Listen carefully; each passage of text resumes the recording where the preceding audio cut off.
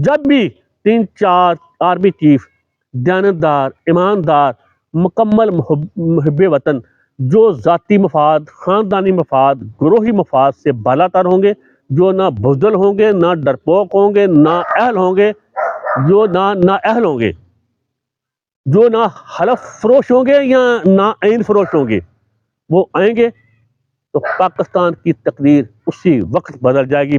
اعوذ باللہ من الشیطان الرجیم، بسم اللہ الرحمن الرحیم۔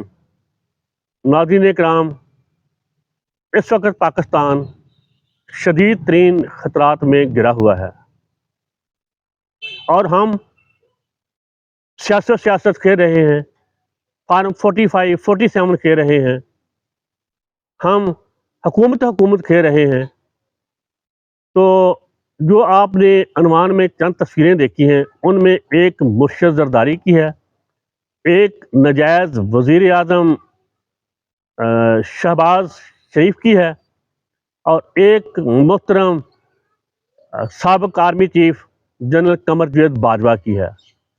عرض کر دوں کہ جنرل قمر جاوید باجوہ کی تصویر میں استعارہ کے طور پر لگاتا ہوں، اصل تصویر تو میں موجودہ army chief general Asim Munir صاحب کی لگانا چاہتا ہوں، لیکن میں ڈرتا ہوں کہ میری تو خیر ہے، وہ میرے گھر والوں کا جینا حرام کر دیں گے۔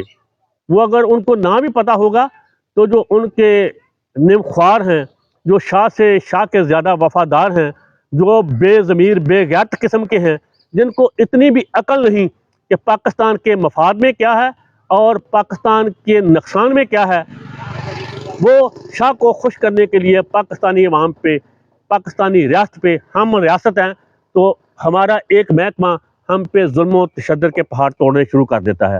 یہ بات یہی روکتا ہوں، ایک سوال آپ سے کرتا ہوں، کسی بھی تھانے کی حدود میں کوئی بدماش ہو سکتا ہے، کوئی منشیات فروش، کوئی جسم فروشی کا دھندا کرنے والا کوئی اڈا ہو سکتا ہے، کوئی جوئے کا اڈا ہو سکتا ہے، جب تک اس علاقے کا تھانے دار، ایس ایچ او اور متعلقہ عملہ ان کے ساتھ ملا ہوا نہ ہو۔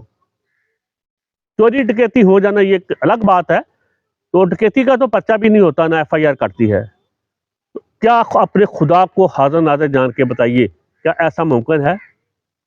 جب ایسا ممکن نہیں تو کچے کے ڈاکوؤں کا بننا بھی ایسا ممکن نہیں، جب تک پاکستان کا ملک کا تھانے دار نہ چاہے۔ اور ملک کا تھانے دار کون ہے؟ سب کو پتا ہے کہ کون ہے، اور اس میں تو کوئی دو رائے ہے ہی نہیں کہ پاکستان میں طاقت کا سرچشمہ ہمیشہ سے جی ایچ کیو رہا ہے، اور وہاں بھی فرد واحد آرمی چیف۔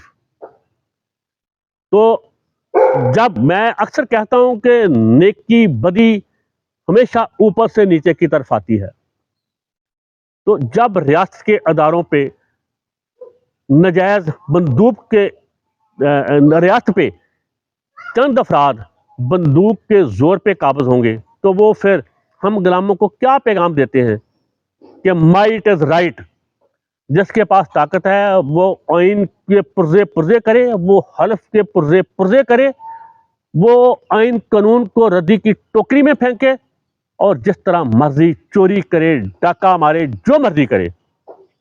میں آپ کو ماضی میں نہیں لے جاؤں گا، 8 فروری، 9 فروری، 10 فروری، 11 12 فروری کو جو کچھ ہوتا رہا، اس سے بڑی چوری ڈکیتی ہو نہیں سکتی جس نے عوام کے، ہم 24 کروڑ غلاموں کے آئینی قانونی حق پہ ڈاکہ ڈالا، ووٹ چوری کیے، ووٹوں پہ ڈاکہ ڈالا، ہمارے حق حکمرانی اور آئینی ہمارا جو حق ہے اس پہ ڈاکہ ڈالا گیا۔ جب یہ ڈاکہ ڈالیں گے تو نیچے کس کو کوئی روک سکتا ہے کہ ڈاکہ نہ ڈالو، چوری نہ کرو؟ کیا جواز ان کے پاس رہ جاتا ہے کہ دوسروں کو کہیں کہ چوری نہ کرو، ڈاکہ نہ ڈالو؟ اس کے بعد عرض کر دوں کہ شاید ان احمقوں کو معلوم نہیں کہ یہاں کچے کے ڈاکو ہیں، اس کی لوکیشن، اس کا جغرافیائی محل و وقوع کیسا ہے۔ پہلی 2 دفعہ ہندوستان نے ایکسرسائز کی تھی اپنی بہت بڑے پیمانے پہ، 1 ماہ دونوں طرف فوجیں بھی بارڈر پہ رہی تھی، تو وہ یہیں سے صادقآباد سے پاکستان کو 2 حصوں میں تقسیم کرنا چاہتا ہے، شمالاً جنوباً۔ یہاں बहुत ही करीब पाकिस्तान की रेलवे जो शिमालन जनूबन है, और हाईवे या मोटरवे 10-15 किलोमीटर के फासले पे है। और ये बहुत कमजोर बॉर्डर है। मैं अर्ज कर दूं, सबको पता है, सारी दुनिया को, मैंने इसमें क्या गद्दारी करनी है, क्या कुछ करना है। तो कच्चे के डाकू यही हैं, और कच्चे के डाकुओं को पैदा करने वाला कोई और नहीं। यहाँ जनूबी पंजाब और अपर सिंध के वडेरे, जगीरदार, पुलिस वाले, सरदार यही हैं, और उनकी हिमायत यही जो पक्के के डाकू हैं ये करते हैं, जिसमें सियासतदान हैं, जज हैं, सरमायादार हैं, संतकार हैं, ब्यूरोक्रेट हैं, शायद कोई जर्नैल भी होगा ही कोई ना कोई। तो जब तक इनकी सरपरस्ती हासिल ना हो, कच्चे के डाकू कैसे इतने मजबूत हो सकते हैं? और उनके पास असला भी वो है जो पाकिस्तान की लॉ इन्फोर्समेंट एजेंसियों के पास नहीं है। और वो असला अगर करीब तरीन कहीं मिलता है तो सिर्फ वही मिलता है अफगानिस्तान में। यहाँ अमेरिका अपना जदीद तरीन असला छोड़ के गया था, वो उनके पास है। और मेरा सवाल है, वो उन तक कैसे पहुंचा? जबकि अफगानिस्तान तक बहुत सा लंबा सफ़र है। और हाँ, इस तरफ तो हिंदुस्तान है, उस तरफ वो आगे वहीं से कच्चे से आगे आगे वो जाएँ बलूचिस्तान और खैबर पख्तूनख्वा की तरफ, तो वो वहाँ तक पहुँच जाते हैं, यहाँ तक उनको रसाई होनी चाहिए, या जिनकी वहाँ तक रसाई है।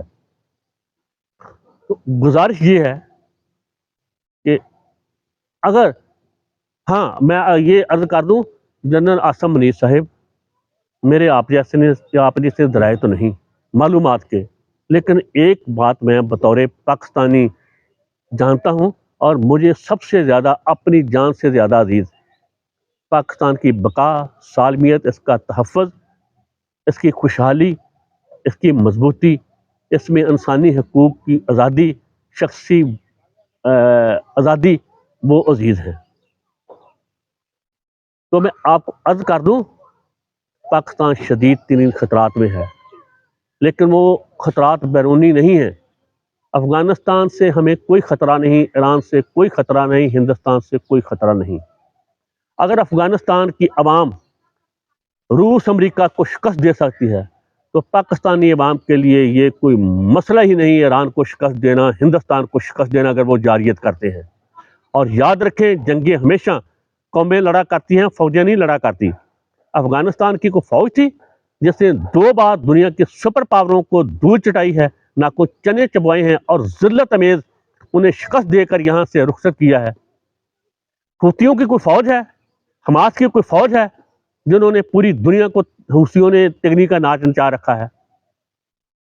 तो गुजारिश है, अपने इर्द गिर्द देखें, इस्लामाबाद में देखें, जब तक ये डाकू, ये दहशतगर्द, माशी दहशतगर्द, यकीनन जनरल बाजवा, जनरल फैज हमीद की तरह अब भी कोई ना कोई माशी दहशतगर्द जर्नैल आपके कोर कमांडर कॉन्फ्रेंस में बैठता होगा, या फॉर्मेशन कमांडर में कॉन्फ्रेंस में बैठता होगा, उसका पता करें।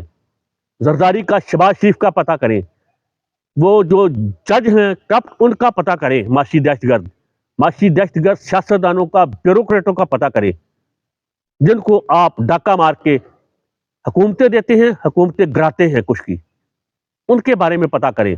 जितना खतरा है माशी दहशतगर्दों को है, पाकिस्तान को अंदर से है, बाहर से कोई खतरा नहीं।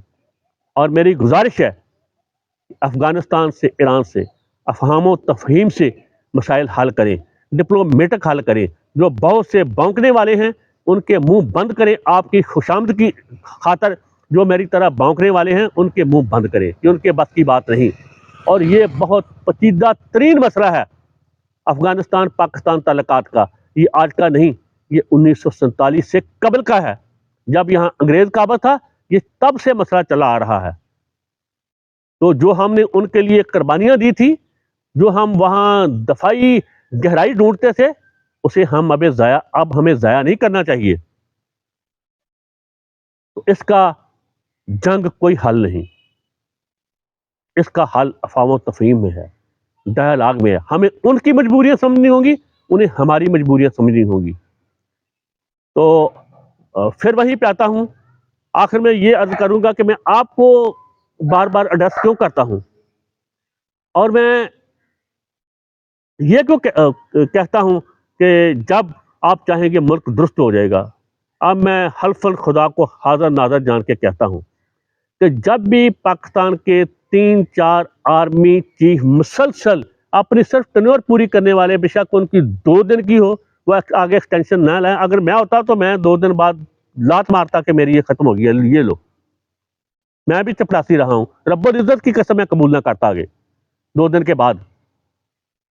تو خیر یہ آپ کا مسئلہ ہے.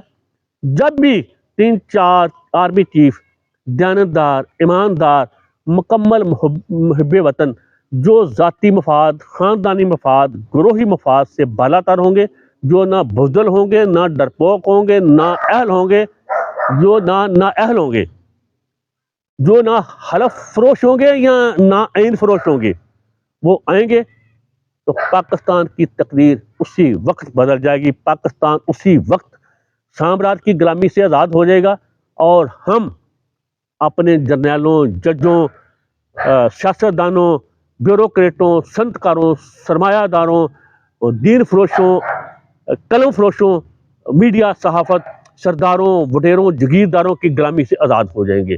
انہی میں چند مجرمانہ ذہنیت کے لوگ ہیں جو آرمی کی چھتری تھلے، جی ایچ کی چھتری تھلے پاکستان کا کھلواڑ کر رہے ہیں، اور تو کوئی نہیں کر رہا.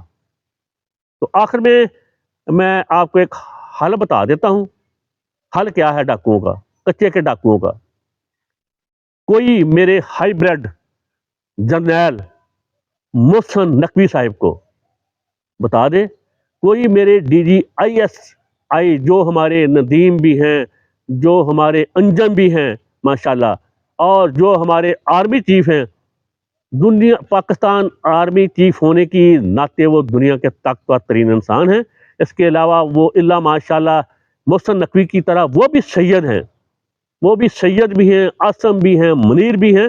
تو ان تینوں کو کوئی بتا دے کہ وہ جو کچے کے ڈاکو ہیں، وہ انہوں نے تمام نے عمران خان کو ووٹ دیا ہے، اور وہ جو بھی ڈاکہ مارتے ہیں، جو بھی قتل کرتے ہیں، جو بھی اغوا کرتے ہیں، جو بھی لوٹ مار کرتے ہیں، ان میں کافی حصہ وہ عمران خان کو بھیجتے ہیں.